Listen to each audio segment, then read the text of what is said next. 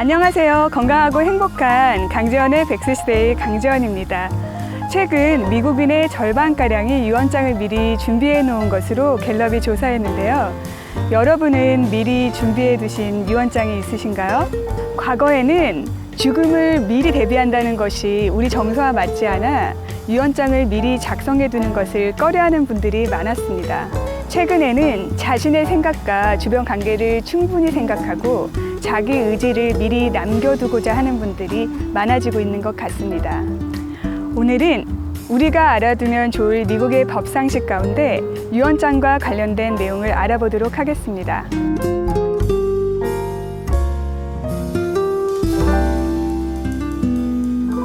김낙준 변호사님 안녕하세요. 네, 안녕하세요. 네.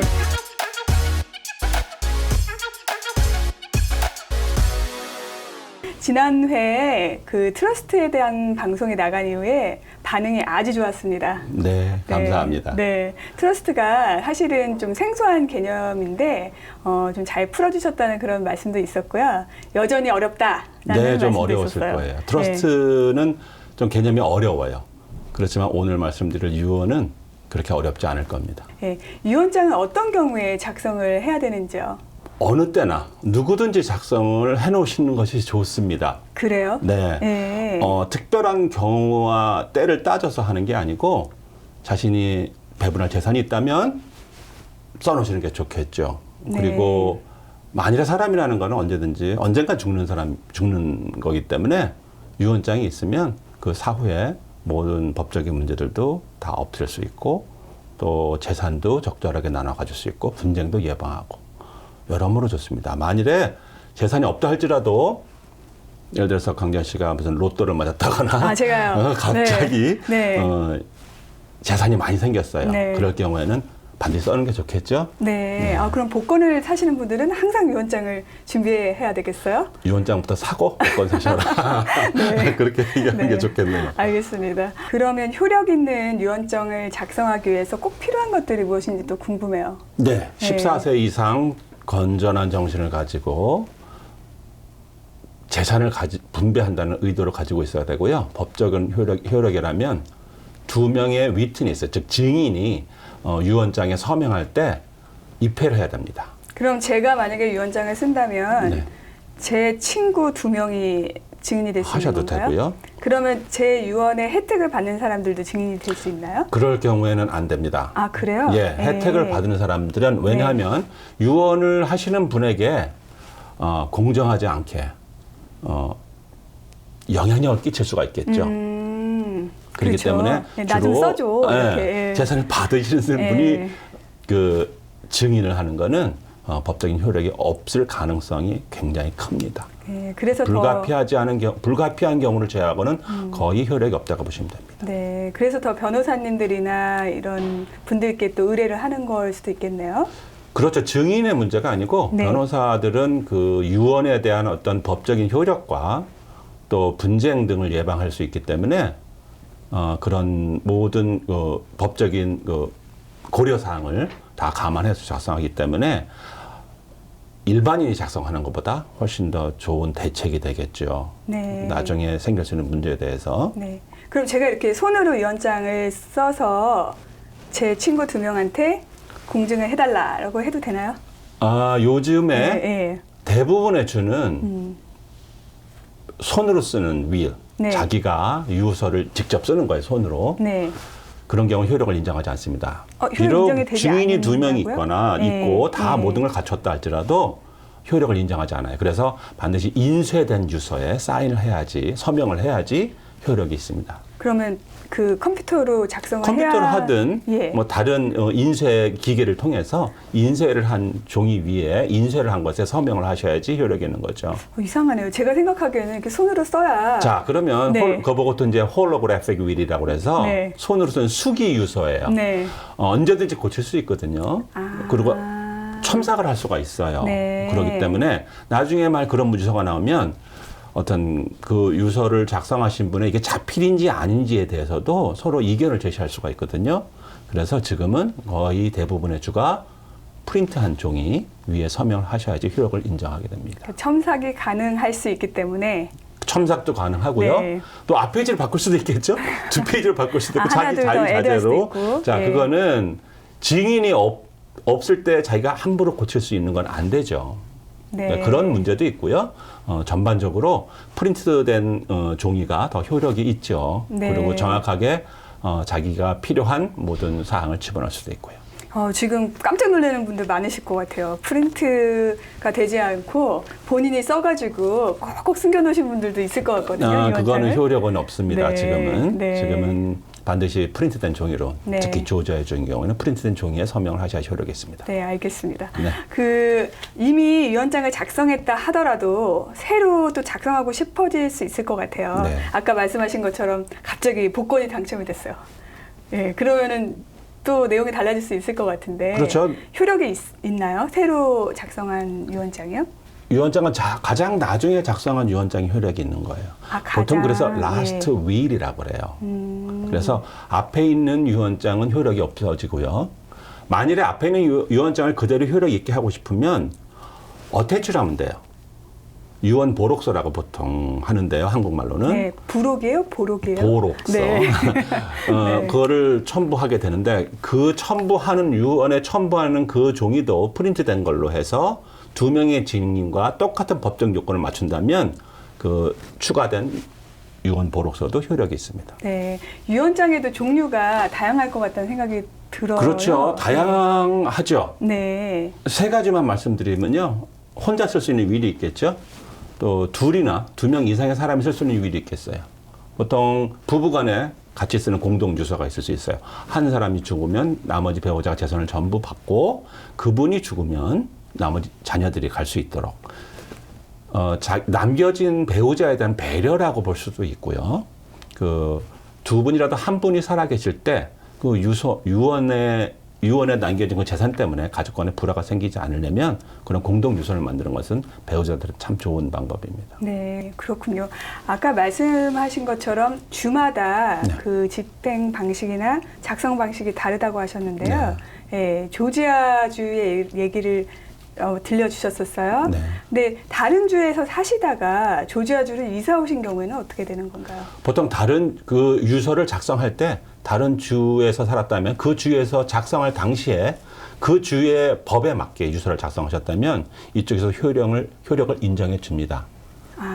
그러면 다만 이 조지에 오래 사실 것 같으면 오신 후에 많은 변동이 있죠. 거주지도 변동이 있고 재산도 변동이 있기 때문에 다시 하나 만들어 주시는 것도 좋은 방법입니다. 조지아법에 맞게 다시 만들어 주는 것도 좋은 방법입니다. 네, 그럼 제가 예를 들어서 캘리포니아에 살고 있었는데 10년 전에 캘리포니아에 살고 있을 때 쓴 유언장이 그 주에 맞는 유언장이라면 지금 조지아 주에서도 효력이 있다. 하지만 네. 약간 차이가 있을 수 있어요. 예를 들면 남겨진 재산이 부동산이었다면 그 부동산은 부동산법을 따라야 되는데 캘리포니아에 있다면 캘리포니아 부동산법을 따라야 되고 조지아에 있다면 조지아에 있는 부동산법을 따라서 가져가야 되거든요. 그런 차이가 있기 때문에 가급적 조지아에서 사신다? 그러면 조지아에 맞는 유서를 하나 다시 써놓는 것도 좋겠죠. 네, 그렇군요. 유언장이 어떻게 집행되는지도 좀 궁금해요. 집행되는 거는 사망하신 후에 유언장이 만약 발견이 되면 먼저 유언거민법원, 거주지에 있는 카운티 유언거민법원에 먼저 접수를 하셔야 돼요. 그래서 그 유행을 누가 집행을 하고 재산은 어떻게 있고 라는 모든 사항을 코र्트에 먼저 접수를 하셔야 됩니다. 그리고 난 다음에 코र्트에서 지정하는 대로 재산을 나눠 가지게 됩니다. 네, 유언장이 없더라도 상속되는 경우가 있나요? 유언장이 없으면 법에 따라서 상속을 하게 되겠죠. 예, 그 법은 어떻게 되는지요? 예를 들면 2가지를 볼 수 있어요. 네. 유언장은 있지만 유언장이 명시 안 한 재산이 있을 수가 있죠. 예를 들면 생명보험에 나는 내가 생명보험을 들었지만 내가 만일 사망하게 되면 이 생명보험금 전체를 내 누구에게 준다. 아들에게 준다, 배우자에게 준다, 아니면 내 친구한테 줄 수도 있어요. 그런 경우에는 유언장에 없어도 그건 다 자동으로 그분이 돌아가시면 상속되는 게 있고요. 네. 은행 어카운트도 내가 죽으면은 이 사람이 다 가져도 되는 그런 조인트 어카운트를 만들어 놓을 수도 있고요. 유언장에 없더라도 상속될 수 있는 재산은 사실 많습니다. 네, 그렇군요. 그렇지만 그렇게 공동 소유나 이름으로 장치를 다 해 놓으셔야 됩니다. 그럼 예를 들면은 내가 생명보험에는 둘째 아들이 돼 있는데 유언장을 작성할 때 큰아들이 더 마음에 들어서 네. 큰아들에게 내 보험금을 주라라고 네. 썼지만 원래는 생명보험이 수혜자를 바꾸지 않았어요. 예. 그랬을 경우에는 생명보험이 우선이 돼야 돼요. 아, 그렇군요. 네. 예, 그 질문 좀 많이 받았어요. 많이 받았어요. 네, 그런 것들이 네. 여러 가지가 있을 수가 네. 있어요. 예를 들어 연금보험도 그래요. 내가 만일 그렇게 됐을 경우 사망했을 경우에는 연금보험을 우리 와이프가 내 아내가 가져갈 수 있도록 해놨는데 유언장에는 아내에게 하나도 안 준다고만 해놨다 치자고요. 네. 그걸 해놓고 난 다음에 부부싸움을 심하게 했다거나 이혼했다거나 그럴 네. 경우에도 네. 그분이 수혜자가 됐다면 그 약관에 따라서 가는 거지 유언장이 모든 걸 좌지우지하지는 않습니다. 그렇군요. 네. 보통 상속은 어떻게 나눠지나요? 유언장이 있을 경우에 없을 경우에? 없을 경우에. 없을 경우에 이제 심각한 문제가 항상 발생하죠. 먼저 재산을 다 취합을 해야 돼요. 네. 취합을 해서 재산이 없다면 나눌 게 없다면야 할 일이 없겠지만 재산을 취합을 해서 역시 그 나눌 때 우리 임의대로 나누는 게 아니에요. 상속받을 분이 임의대로 나누는 게 아니고 어떤 법이 있겠죠. 네, 그 법에 따라서 나눠야 돼요. 그래서 그것도 역시 재산이 있다면 법원에 접수를 해야 됩니다. 네. 그래서 우리가 재산이 얼마 안 되는 사람들은 그저 한 5,000불 남았는데요. 네. 엄마 2,000불 각 세 자녀가 1,000불씩 나눠 가질래요. 5,000불 나면 엄마 5,000불 다 드려야죠. 아니, 만약에 그래도 네, 네. 그렇다 그러면 그렇게 네. 합의를 했습니다고 하면 법원에서 인정해서 빨리 끝날 수가 있어요. 그렇지 그렇구나. 않다면 재산이 네. 많아서 서로 분쟁이 있다면 그때 법을 따지게 되죠. 분배하는 방법은 네. 주법에 따라서 각각 다르지만 그 법에 대해서 설명을 드리려면 좀 긴데 괜찮으시겠어요? 네. 이해를 하시게. 사실 제일 궁금한 게요. 몇 대 몇 대 몇인가? 야, 몇 대 몇 대. 네. 보통 n분의 1이라는 생각을 많이 합니다. 그렇죠. 자녀와 네. 또 배우자가 n분의 1이라는 생각을 많이 하거든요. 맞아요. 맞을 수도 그건 맞기도 하고 틀리기도 해요. 예를 들면 이렇게 설명을 드릴게요. 예를 들면 빠를 것 같아요. 한 분이 돌아가셨는데 재산을 다 취해봐 보니까 15만 불이 남았어요. 네. 15만 불을 분배를 해야 돼요. 근데 예를 들면 이런 거죠. 배우자와 자녀 한 명이 있어요. 그러면 n분의 1로 2분의 1씩 나눠 가지면 돼요. 7만 5천 불씩. 네. 자녀가 2명이 있어요. 아내가 한 명 있고요. 네. 그러면 3분의 1씩 5만 불씩 나눠 가지면 됩니다. 네. 보통 자녀가 4명이면 어떻게 돼요? 자녀가 4명 아니면 네. 배우자가 2명 이런 경우는 없겠지만 네. 네. 자녀가 4명, 3명으로 먼저 해봅시다. 네, 네. 4명이든 3명이든 상관없어요. 네. 3명이나 4명이든 먼저 조제법에 따르면 배우자가 적어도 3분의 1을 가져가게 돼 있어요. 배우자가 우선적으로 3분의 1. n분의 1으로 나누지만 네. 배우자는 항상 3분의 1 이상을 가져가게 돼 있어요. 그래서 네. 배우자가 먼저 5만 불을 가져갑니다. 그 다음에 10만 불을 가지고 세 자녀든 네 자녀든 자녀가 10명이든 그걸 똑같이 동등하게 나눠 가지게 되는 거예요. 그렇게 되는군요. 네. 그 한국 드라마를 보면은 그 부모님이 아무런 유언장을 쓰지 않아서 빚 때문에 막 도망다니는 그런 드라마들이 가끔 있어요.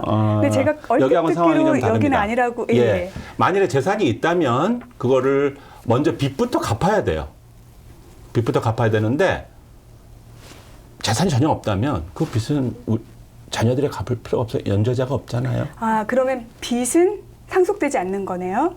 그렇죠. 상속되지 않습니다. 예. 절대 그렇지 않습니다. 만일에 코사인을 했다거나 그런다면 모르지만 그렇지 않은데 돌아가시는 분의 빚을 내가 상속받을 그런 의무는 없습니다. 그럼 빚은 상속받지 않지만 재산은 그 빚을 갚고 나서 상속이 된다는 그렇죠. 재산과 경비를 제외한 다음에 남은 재산을 나눠 가지는 거예요. 먼저 빚, 그다음에 장례 비용, 또 마지막에 병원 비용, 그다음에 그거를 처리할 때 필요한 변호사 비용, 또 회계사 비용 이런 것들 다 먼저 공제를 해야 돼요. 그 다음에 남는 재산을 나눠가는 거죠. 그렇군요. 오늘 정말 간단하고도 명쾌하게 유언장에 대해서 설명해 주셔서 정말 쏙쏙쏙 귀에 잘 들어왔어요. 네. 다음에는 또 어떤 내용으로 강지연의 백세시대 찾아주실지. 다음에는 그럼 유서가 있지만 유서는 사망 후에 효력을 발생하는 거지만 사망하기 전에 우리가 위급한 상황, 비상시, 신체적으로 정신적으로 문제가 생겼을 때 내 모든 권한은 아니지만 일정 정해진 권한을 위임할 수 있는 대리인을 선임하는 위임장에 대해서 설명을 드리고 싶어요. 위임장이요? 네, 두 가지가 있는데요. 첫 번째는 재정위임장, 나의 그 재정 문제에 대한 위임을 할 수가 있고요. 또 하나는 내 의료 처분, 내가 어느 정도까지 치료를 받고 어느 상태 되면은 내가 뭐 죽어도 별 문제가 없다라는 식의 어떤 의료 처분 위임장 등 이런 것들을 설명해 드렸으면 좋겠습니다. 네, 재정위임장과 의료처분 위임장에 대해서 다음 시간에 또 말씀을 해주신다고 하니까요. 네, 또 다시 한번 기대하게 되고요. 오늘 이렇게 귀한 말씀 나눠주셔서 정말 감사합니다. 네, 감사합니다. 유언장을 쓰는 건 사랑하는 사람들을 위해 마지막 말을 남기기 위해서이기도 하지만 사후에 일어날 불필요한 분쟁을 법적으로 막기 위해서이기도 함을 알 수 있었는데요. 삶을 깊게 성찰하는 시간을 가져보고 평소에 뜻했던 곳에 약간의 기부를 하는 계획을 세워보는 것도 의미 있을 것 같다는 생각이 듭니다. 지금까지 아름다운 내일을 위한 강지연의 백세시대 강지연이었습니다.